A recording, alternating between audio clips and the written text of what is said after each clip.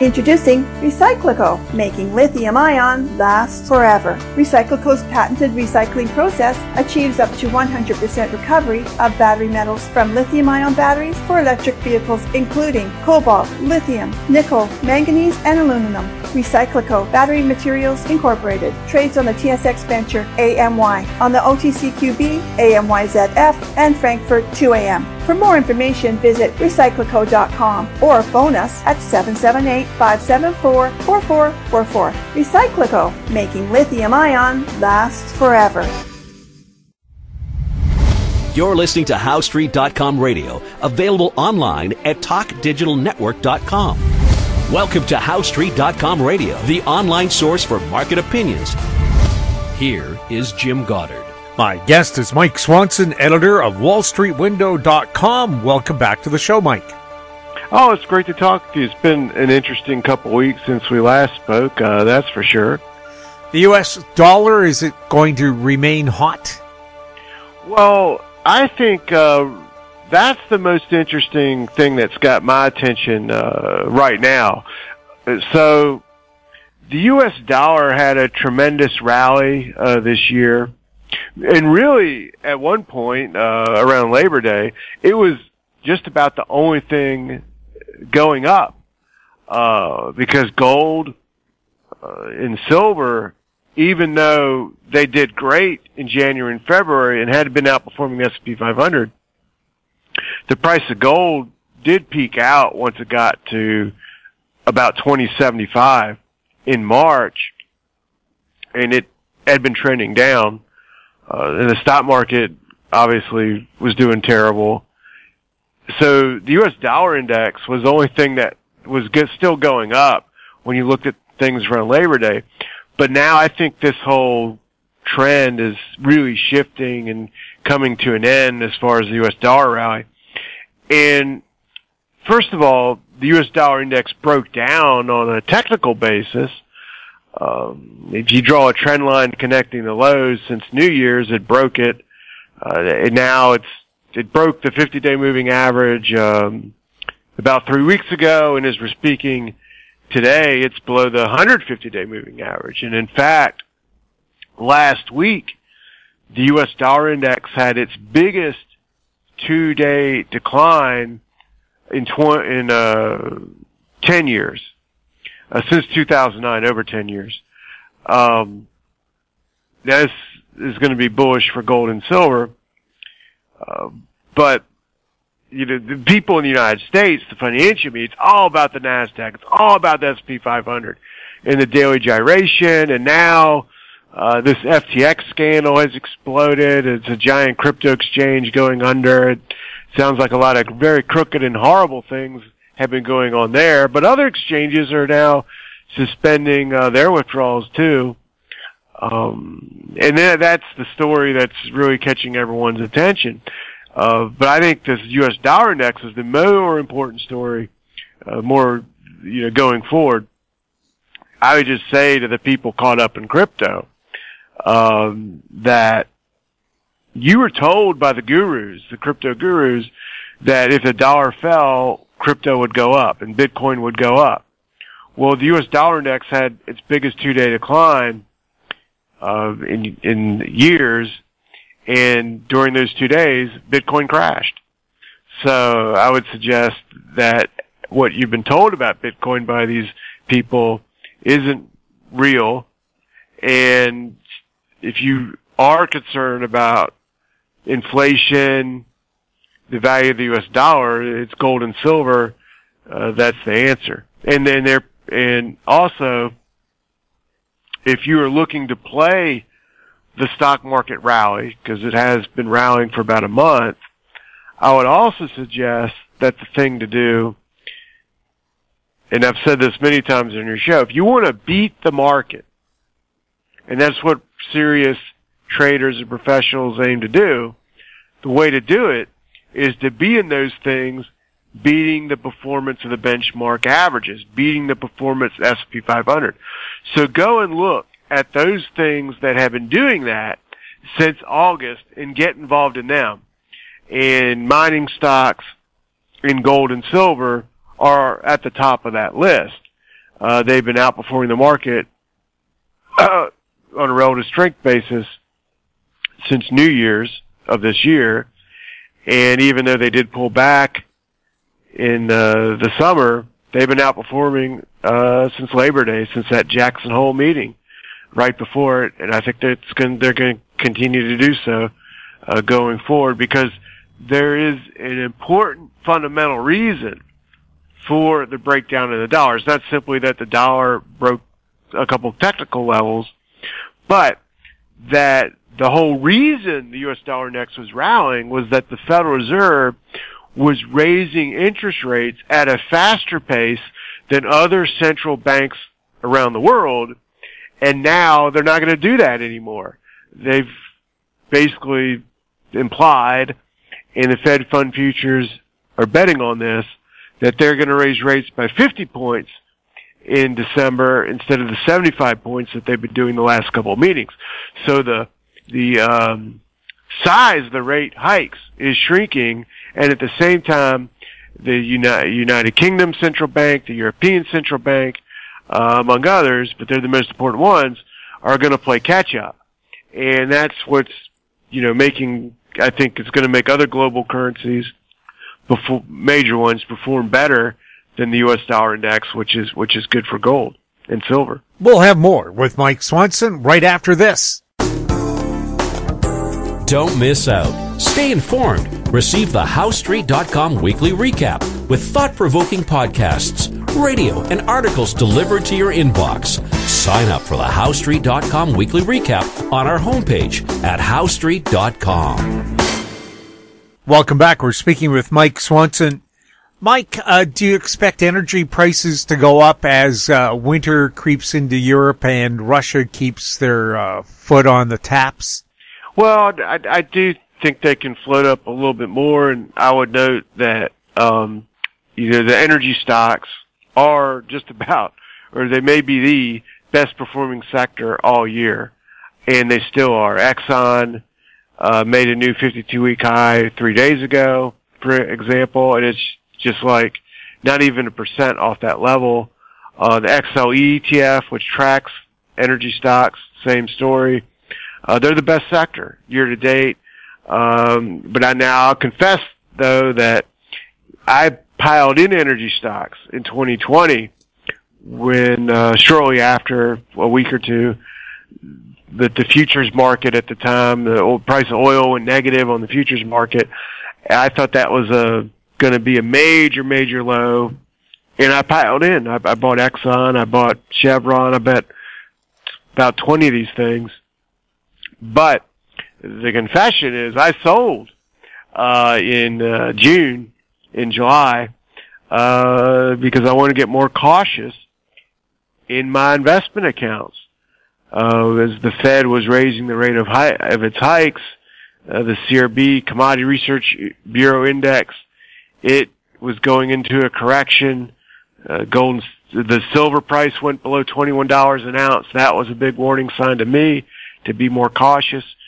So I sold a lot of my energy stocks, and I feel like I've lost my position because I don't like to buy stuff when they're on or just about on new all-time highs. So I kind of missed out, lost my position, but so I do think they can do well, but I don't feel I'm not trying to buy them myself, unfortunately. I wish I'd never sold them, but I did. But there's other commodities and resource sectors that aren't on 52-week highs and are coming alive. The price of copper has really done well over the past couple months. And you can look for constructive chart patterns where most things have popped up in the past 2 or 3 weeks, but look for a pause and then another breakout, as confirmation if you want to take a pure trading perspective, and you can get decent entry points. So to mention, I guess, one idea, something I bought it's a big cap company, is Newmont Mining. Newmont Mining, jumped up to about 47.5. It's now trading around 44.50, and it's likely to go sideways between those levels. And if it goes above 47.5 before the end of the year, I would expect a year-end rally. And you can look for that type of chart setup. And I think you can find a lot of them. But again, I'll just repeat that just look for stocks that are outperforming the S&P 500. They've been doing that, since the Jackson Hole meeting in August or since Labor Day. Don't try to jump in Coinbase, or, these crypto things thinking, the stock market can rally, so I'll buy this. If you buy laggards that tend to fall in the stock market as dips and then don't go up as much as stock market rallies, you will, that's not what you want to be doing. You're likely to underperform the stock market. Look for stocks like that I own, another one, Wheaton Precious Metals. It fell below 30 about 2 months ago, and it went up to right around 38, and now it's at 36.50. It can get, like I was saying of Newmont, if it goes sideways here, 10% range, breaks out again for the end of the year, you're looking at a nice, continuation rally. It's a good, simple entry point trading setup. And there's a lot of junior mining stocks in a similar pattern. I'm not gonna mention them on air because a lot of them don't do a whole lot of volume, and if people want specific recommendations, you got other guests that do that, and you got companies, that House Street's involved in and so forth that people should be looking at. Has this been a very harsh lesson? Because one of the reasons you said you weren't a big fan of crypto is it was created out of nothing, and it could go to nothing. When you hold on to gold or real estate, they can go down in value, but there's still something you can get back. With we've seen with FTX and other exchanges now not letting people withdraw their funds. Is this a very harsh lesson for people, especially the Robin Hooders who never got into gold and silver in the first place? Yeah, I'm hoping it's a wake-up call for them to start to do something different.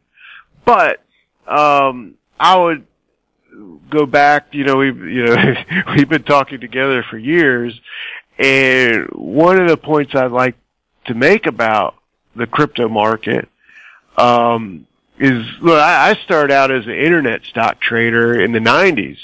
And most of those internet stocks don't even exist anymore. A lot of the companies went bankrupt and they were shady, and it just is what it was. But at the time, they were super hot. You could see stocks, a lot of stocks in 1999 trade for $10 one day and go up to 100 on the next day. It was amazing. And those are the kind of movements that attracted people like me into day trading, and I think attracted these people over the past couple of years to try to do, that sort of stuff with the crypto coins.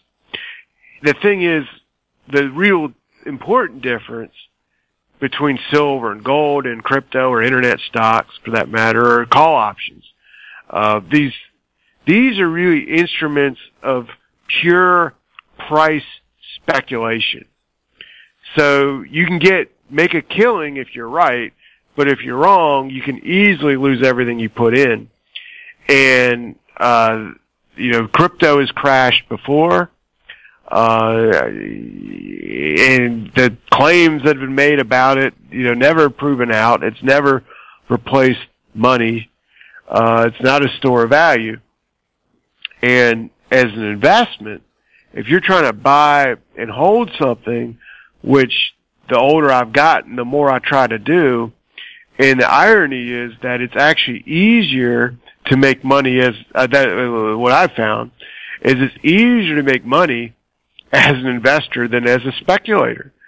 The fast money is a bit of an illusion. because you have to engage in high risk to try to generate these big returns. When if you do a lot of low risk things, it does add up over time. You get compounding interest. You can buy, Newmont, for example, is paying a dividend of at least 4%. If people hear 4%, they don't get excited, but you add 4% onto what it might go up in it next year and compound that years after, it adds up. Look at Exxon, same sort of story. That's one of the wonderful things about energy stocks is the big dividends. But the thing about gold and silver, the metals, even though they don't pay a dividend, the really wonderful thing about them from an investment standpoint, or to hold, the ETFs in a portfolio, if you're not having the physical metal, but either way, is that they're less volatile than the stock market. The NASDAQ was down over 30%, at one point this year. I think it's going to, go, I don't think this rally is going to last forever. I think it'll break the lows of this year at some point. Might not happen till next year, but regardless, the NASDAQ was down a lot. And gold and silver, really don't fall that much. In 2020, when the shutdowns happened and the stock market crashed, the S&P 500 fell over 30%, and the price of gold fell around 15%, half as much. And gold came back to make new highs that year before the S&P 500 did. Gold is more stable than the stock market and has been outperforming the stock market since 2020. It's doing it this year. That means it's got, less risk, I believe more upside from here over the next 10 years on a percentage basis. So it's just a better investment. And then the mining stocks are more volatile than gold or silver, but they go up more when those metals go up.